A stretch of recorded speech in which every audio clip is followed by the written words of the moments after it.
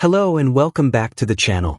Today, we're diving into a chapter of American culinary history that's often overlooked, the humble kitchens of 1900s mill towns.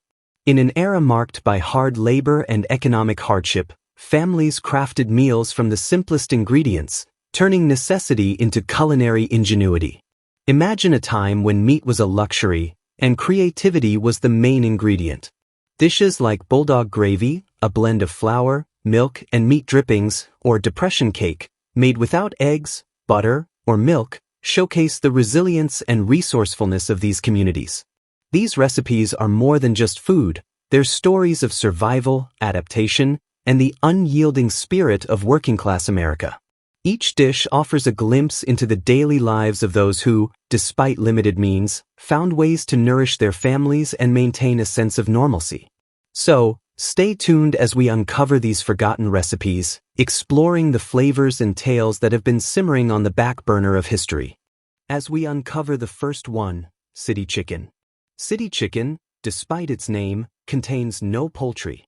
This dish, which gained popularity in the early 20th century, consists of skewered cubes of pork or veal, breaded and fried or baked to mimic the appearance and taste of chicken drumsticks. It emerged in the Great Lakes region, particularly in cities like Cleveland, Pittsburgh, Detroit, and Buffalo, where Polish and Ukrainian immigrant communities were prevalent.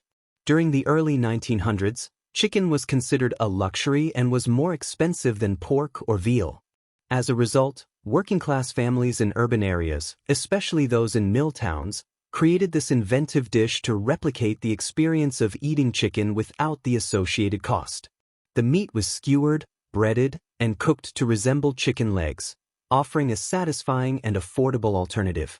City chicken became a staple in many households, reflecting the resilience and creativity of those facing economic hardships. The dish's popularity endured through the Great Depression and World War II, symbolizing the ingenuity of families who made the most of limited resources. Today, city chicken remains a cherished comfort food in certain regions, served with various accompaniments like brown gravy or Italian red sauce. Its enduring presence in American culinary history serves as a testament to the adaptability and spirit of past generations. In the heart of early 20th century mill towns, where families grappled with economic hardships, Johnny cake emerged as a beacon of ingenuity and sustenance. This humble cornmeal flatbread, often referred to as journey cake or hoe cake, was a staple in the diets of working-class Americans. The origins of Johnny cake trace back to indigenous peoples of North America, who introduced early settlers to the art of grinding corn into meal. In regions like New England, particularly Rhode Island, the dish evolved into a cherished comfort food. Its simplicity, cornmeal, boiling water, salt, and sometimes a touch of sweetener, made it both affordable and nourishing. For mill families, Johnny cakes were more than just food, they were a testament to resilience. Prepared on griddles or cast iron skillets, these cakes could be enjoyed with butter, molasses, or served alongside stews, providing both sustenance and a sense of normalcy amidst the challenges of daily life. Even today, Johnny cakes remain a symbol of America's culinary heritage, reflecting the resourcefulness and spirit of its people during times of adversity. Depression cake, war cake, a testament to ingenuity and resilience. In the throes of the Great Depression, when economic hardship gripped the nation, families faced the daunting challenge of putting food on the table with scarce resources. Out of this adversity emerged the depression cake, also known as war cake, a culinary innovation that exemplified the resourcefulness of low-income households during the 1930s. Traditional baking ingredients like eggs, milk, and butter were either too expensive or unavailable. In response, home cooks devised a cake recipe that omitted these staples, relying instead on affordable pantry items. The basic ingredients included flour, sugar, baking soda, vinegar, oil, and water. The combination of vinegar and baking soda acted as a leavening agent, allowing the cake to rise without eggs. Oil provided the necessary moisture, substituting for butter or milk. This cake was not only economical but also simple to prepare.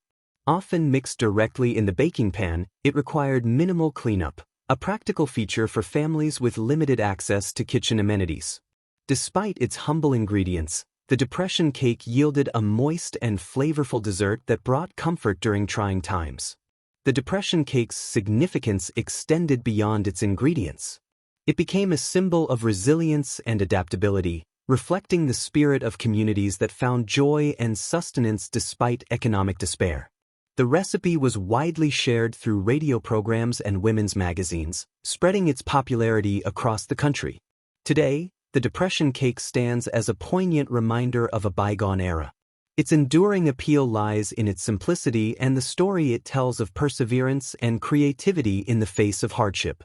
Reviving this recipe not only honors the past but also offers a delicious, dairy-free, and egg-free dessert option for modern kitchens. Shoefly Pie, a sweet slice of Pennsylvania Dutch history. In the heart of Pennsylvania Dutch country, where the rolling hills of Lancaster County cradle centuries-old traditions, a humble yet iconic dessert has stood the test of time, the shoefly pie. This molasses-rich confection, with its crumbly topping and gooey center, is more than just a treat.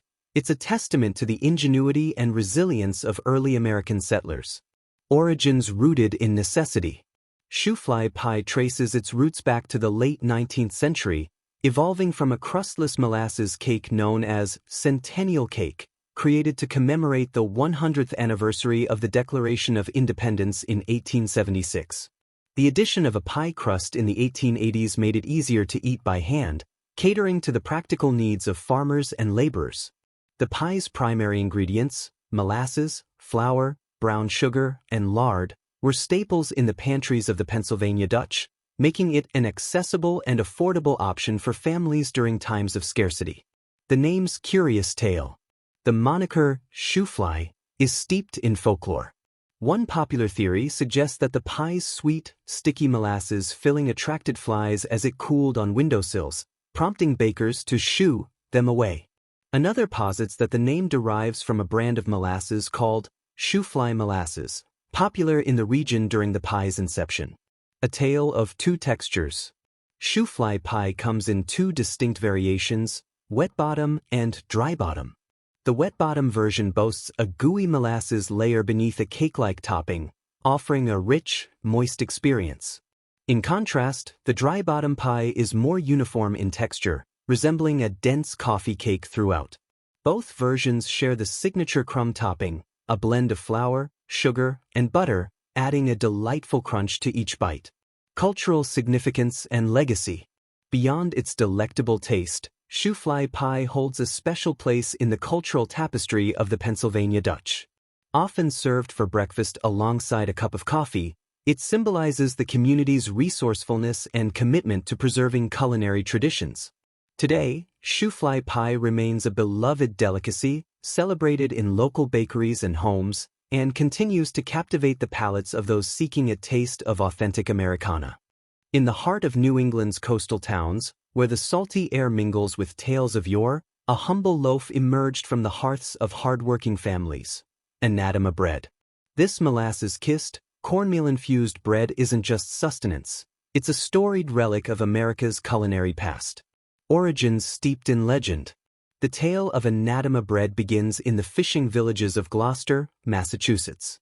As legend has it, a beleaguered fisherman, weary of his wife Anna's repetitive cornmeal and molasses porridge, decided to transform the mush. In a fit of culinary rebellion, he added flour and yeast, baked it, and while savoring the result, muttered, "Anna, damn her." Thus, Anatom bread was born, a testament to domestic frustration turned delicious innovation. Anatom bread's composition mirrors the resourcefulness of New England's early settlers.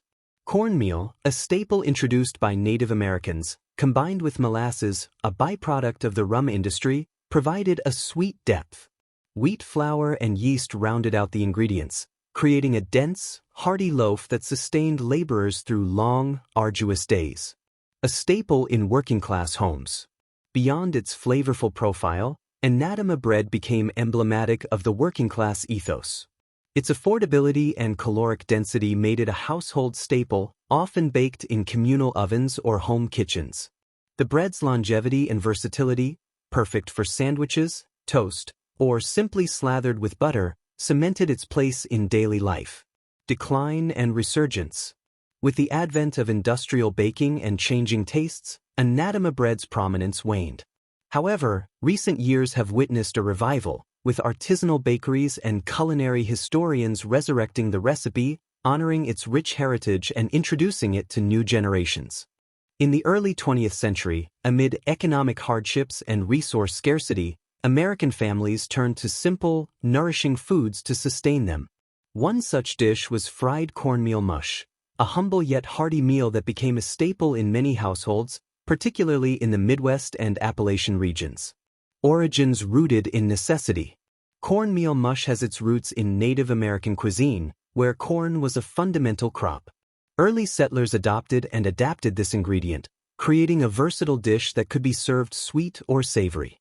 During the Great Depression and World War II, when budgets were tight and ingredients limited, cornmeal mush offered an affordable and filling option for families.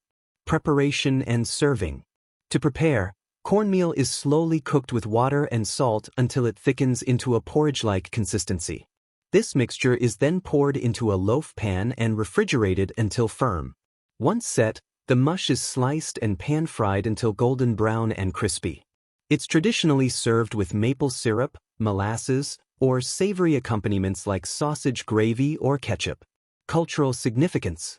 Fried cornmeal mush is more than just a dish. It's a testament to the ingenuity and resilience of families during challenging times.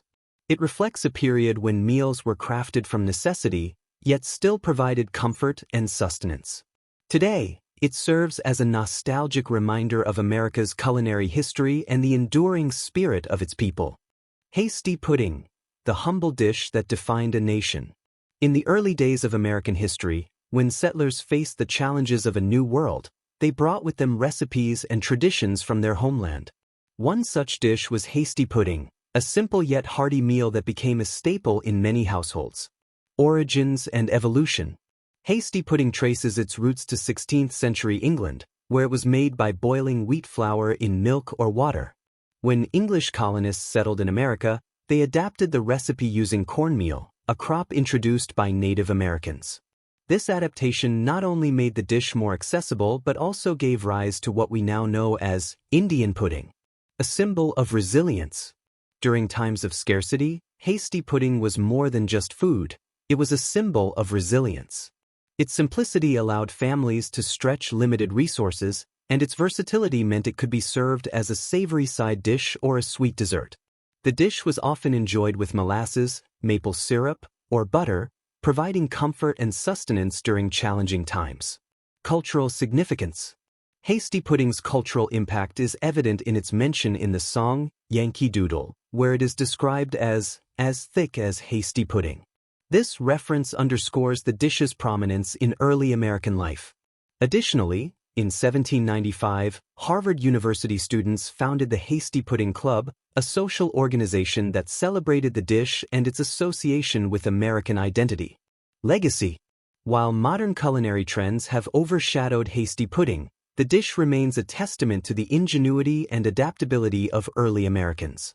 Its legacy endures in regional variations and in the memories of those who continue to prepare it, honoring a tradition that has nourished generations. Baked beans, a hearty legacy of American comfort.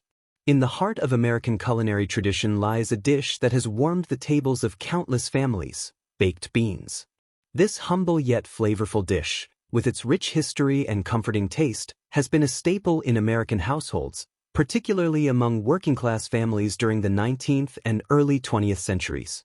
Origins and evolution. Baked beans trace their origins to Native American cuisine, where beans were a fundamental crop. Early settlers adopted and adapted this ingredient, creating a versatile dish that could be served sweet or savory. The classic American version, often associated with Boston, incorporates navy beans slow-cooked in a molasses-based sauce, flavored with salt pork or bacon, and seasoned with mustard and brown sugar.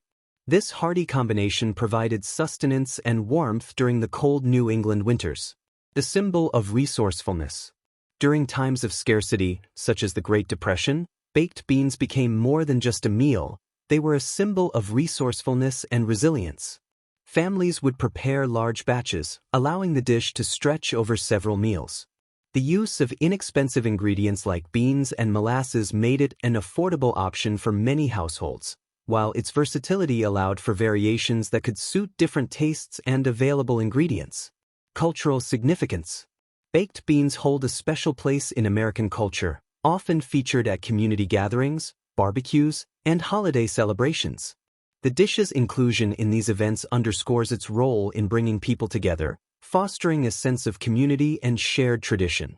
Its enduring popularity speaks to its comforting nature and the nostalgia it evokes for simpler times. Legacy and modern appreciation. Today, baked beans continue to be enjoyed across the United States, with numerous regional variations and modern twists. From the classic Boston-style beans to spicy Southwestern versions, the dish has evolved while maintaining its core essence. Its legacy endures as a testament to the ingenuity and adaptability of American home cooks, reflecting a rich history of culinary tradition and community. Boiled raisin cake, a slice of wartime resilience. During times of scarcity, such as the Great Depression and World War II, when ingredients like eggs, milk, and butter were rationed or hard to obtain, home cooks across America turned to inventive recipes that could stretch limited resources. One such creation was the boiled raisin cake, also known as war cake or poor man's cake. Origins and history. The boiled raisin cake dates back to at least the time of the American Civil War, 1861 to 1865, when it was prepared in frontier areas using a Dutch oven. Basic versions during this time were typically prepared using only raisins, sugar, and a fat, such as vegetable shortening or lard. Preparation and ingredients. The cake is made by boiling raisins, sugar, and spices to create a syrup, which is then mixed with flour and baking soda to form a batter. The absence of eggs and dairy makes it a practical choice during times when such ingredients were scarce. Cultural significance. Beyond its practicality, the boiled raisin cake became a symbol of ingenuity and resilience. It was a comfort food that brought a sense of normalcy and joy during challenging times, often enjoyed with a cup of tea or shared among neighbors. Legacy.